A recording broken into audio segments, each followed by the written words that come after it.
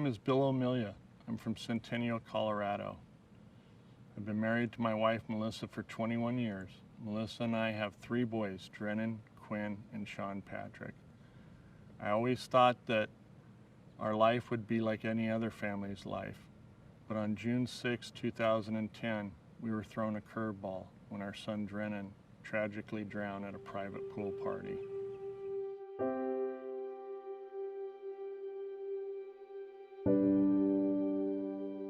Arapahoe County 911, what is your emergency? Hi, I work at a pool, and there's a kid unconscious in the pool. Okay, let me bring the paramedics on the phone. Just a moment, please. Okay.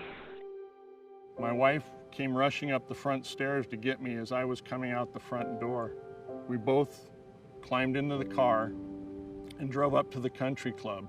We arrived shortly behind the paramedics, and as we walked through the back gate, we could see Drennan on the far side of the pool.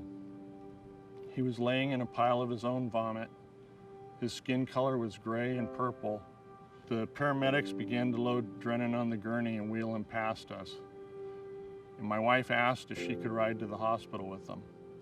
And they told her no.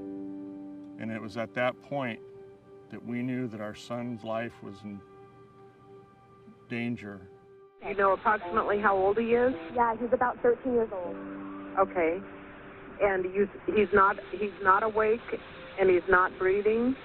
No, he's not awake right now. Mary, is he breathing? He was the starting quarterback, defensive end, and punter on his youth tackle football team. He was the center on his basketball team. Drennan also swam, and he only swam in the summertime. And on that day that he competed on June 5th, 2010, he was equal to or better than many of his fellow swimmers that swam for year-round clubs. They took Drennan to the nearest hospital, and after fighting for an hour and 45 minutes, his heart finally gave out for the final time, and our son became a fatal drowning statistic at 9:17 p.m. on June 6, 2010.